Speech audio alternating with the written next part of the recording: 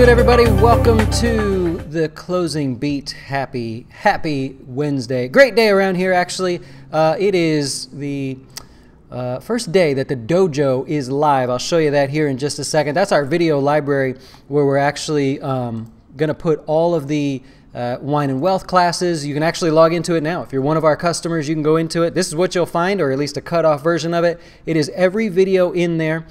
We sorted them by category. I even have a little geeky section just for my geeky investors out there. You'll be able to sort and see only the geeky sort of studies. I've had a lot of fun actually putting some of these videos up there. You can actually sort and search. We have that feature working now. If you just search candlesticks, oops, there you go. One of our popular classes there, the 3 candlesticks, now available to you. You can just go right in there and check it out. So if you're one of our customers, you have the invite. I'll be covering this more.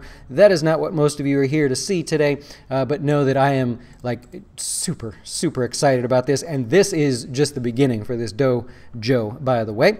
So check your email. It should be in there right now. Hey, let's get started for the day here. This is our stock market show that we do to cover the good, the bad, and the ugly of the stock market. We've got a lot to cover today, so I didn't want to waste too much time here in the beginning. Jerome Powell, you know who that is?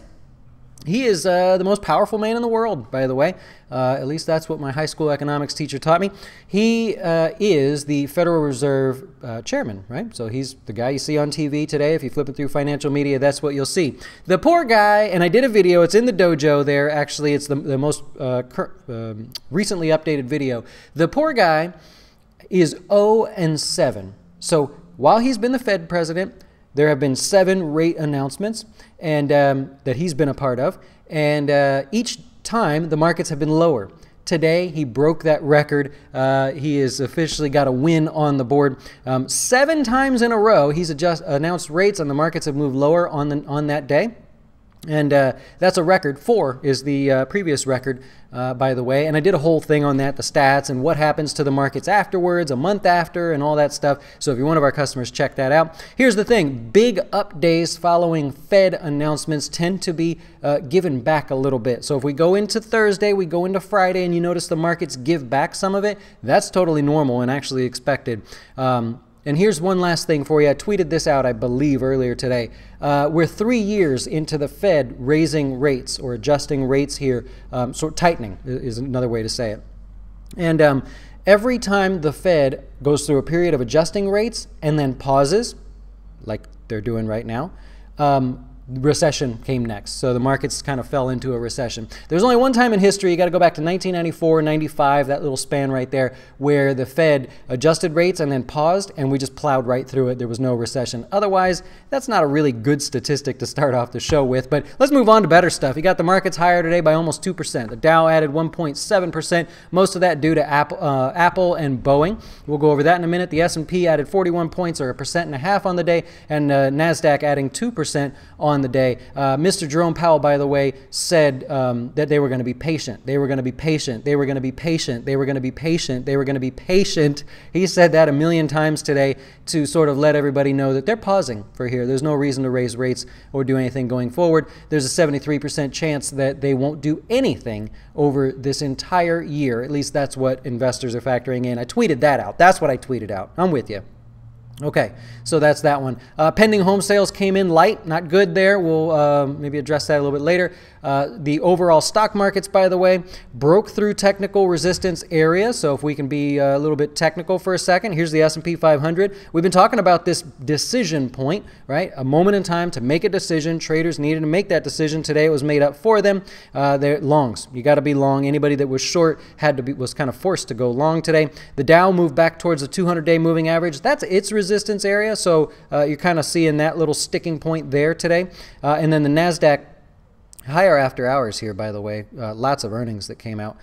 Pushing above this little range right here, looking really good, at least in the short term. Again, if we fall back over the next couple of days, totally, I think, to be expected and not a big deal. Average decline is about 0.58% to the downside following a week following the Fed announcement there. So following a positive 1% or greater day on Fed day. Let me be real clear about that so I don't get in any trouble. Okay, sector-wise, you got crude oil today breaking through 54. Didn't finish above there, but you see this area we've been talking about, whether you like charts, You believe in this stuff or not, you got to believe in the $54 number for oil. Anything above that looks a little bit better than what it has looked like.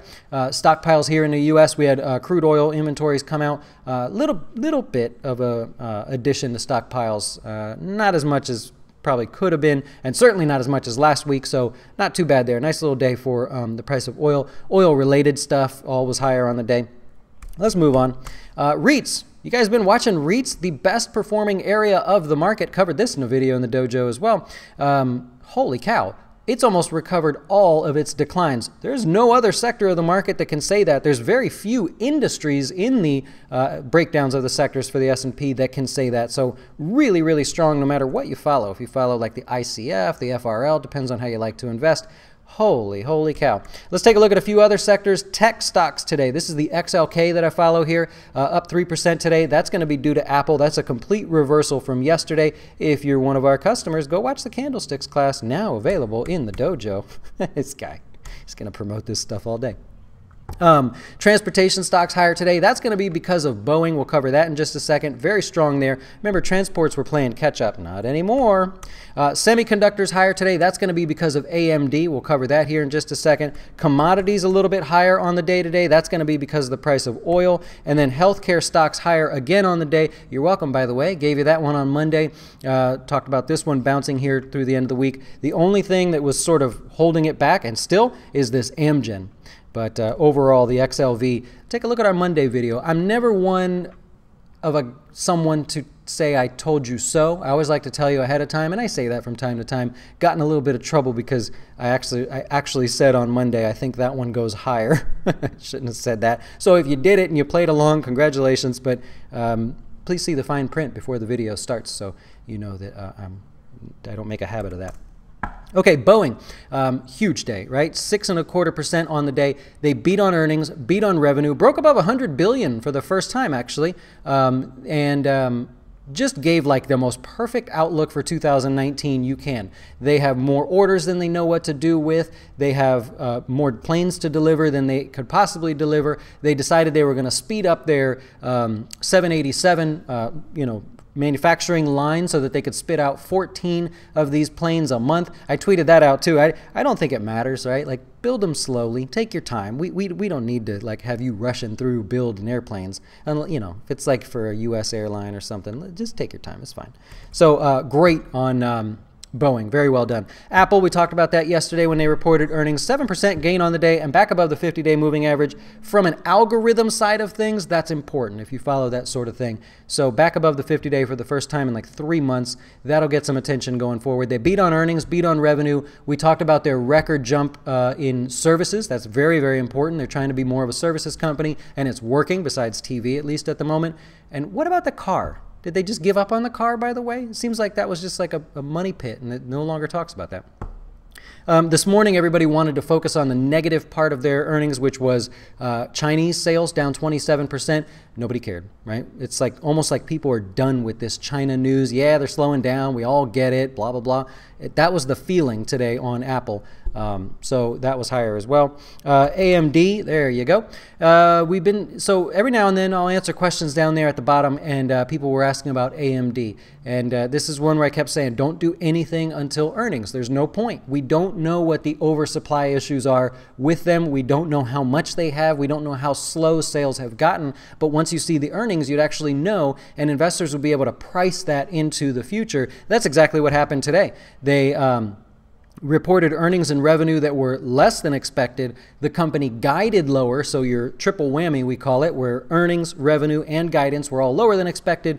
And they said, we're suffering from excess inventory. It's all listed and available for you. Slower sales, all listed and available for you. This is a great example of now how investors, analysts, and everybody are able to go, okay, we know the numbers. Now we can price that in, and they're pricing about 26 bucks on the stock. So it gives you that heads up. That's why we talk about avoiding, well, in particular, this name until earnings. So I hope that helps those of you that have been patiently waiting to be a part of AMD there. Facebook. Beat on earnings. This is all right after the close here. Beat on earnings, beat on revenue. Average revenue per user is up by 19%. That's incredible, right? US and Canada, you're averaging over $30 per user.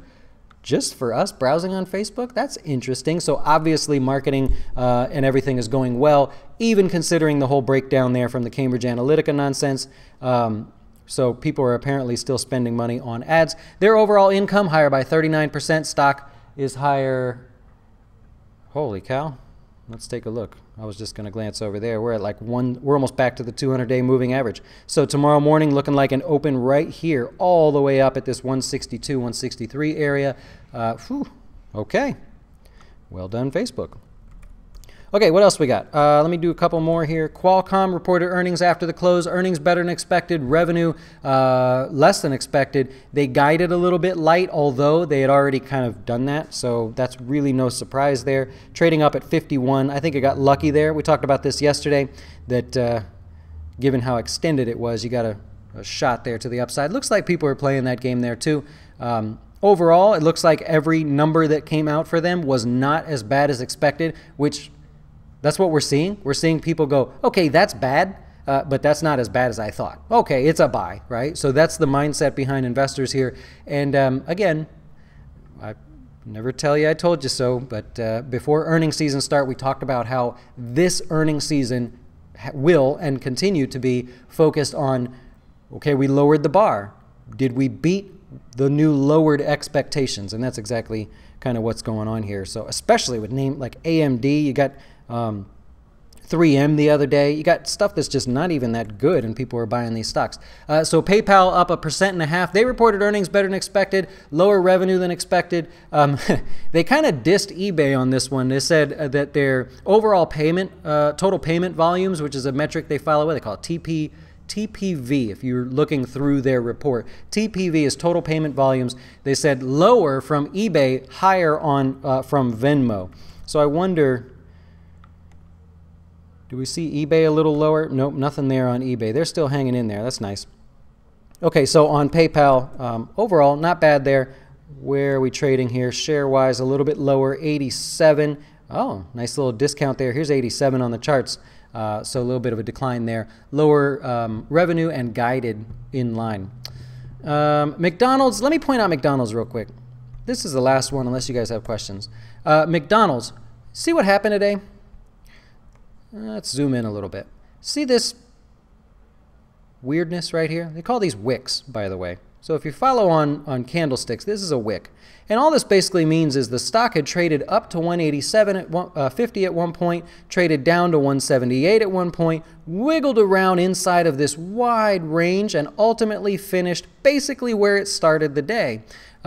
This is an interesting one because that means you have a severe tug of war between the buyers and the sellers on that one there.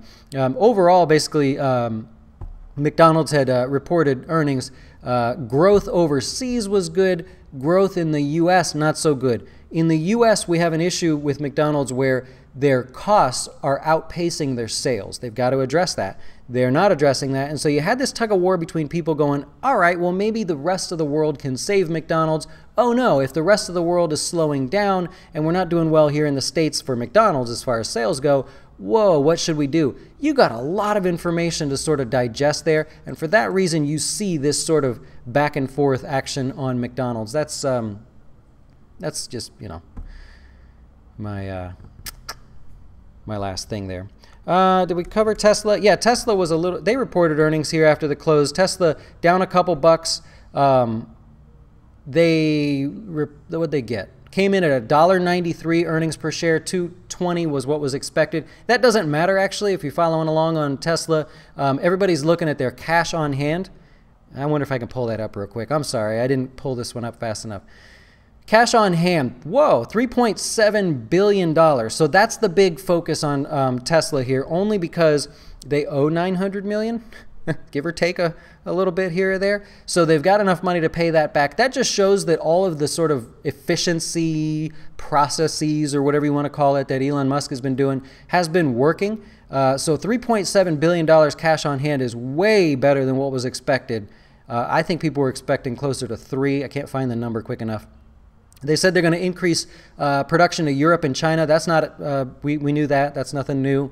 So don't know why that's in there. Cost cutting working out. This is their second quarter in a row, by the way, that they're profitable. So they missed on earnings. That's not a big deal. Everybody's focused in on revenues for Tesla, which was higher than expected. And I think that cash on hand is going to be important as well. Stock's trading down just a couple bucks there. I don't know if we had the conference call yet or anything. But in my opinion, if you're looking at Tesla and you're like, is this a buy? You kind of like that it fell, right?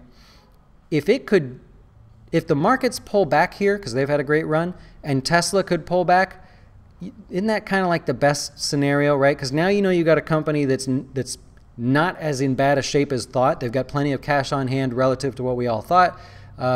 Sales of their cars look like they came in at the low end there.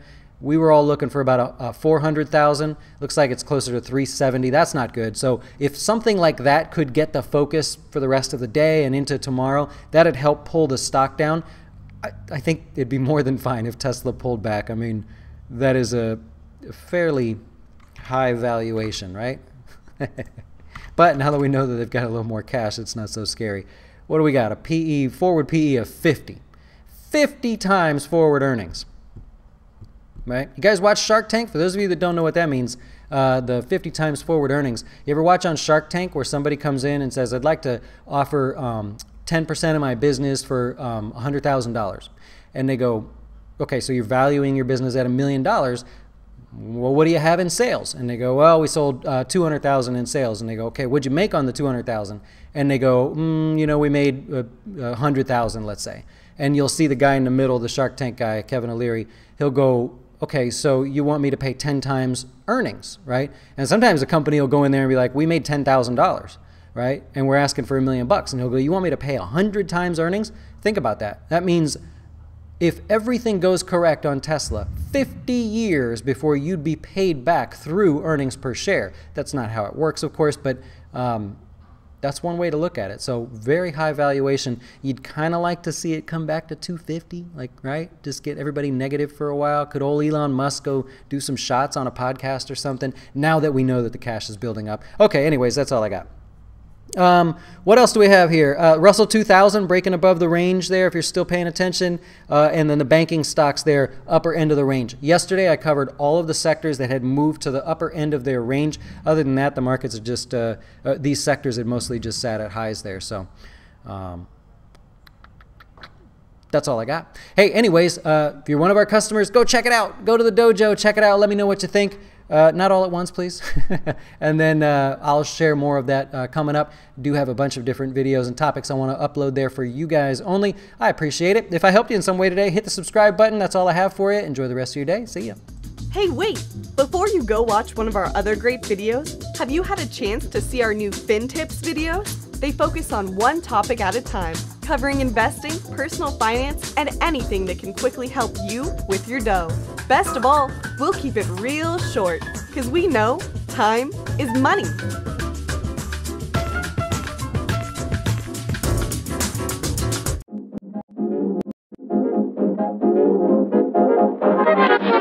Why should you choose Jazz Wealth as your retirement or long-term investing service? Our portfolios are managed by us, not some faceless mutual fund manager. Our private classes will teach you everything about investing and getting your dough straight. Best of all, our fiduciary standard means your best interest comes before ours.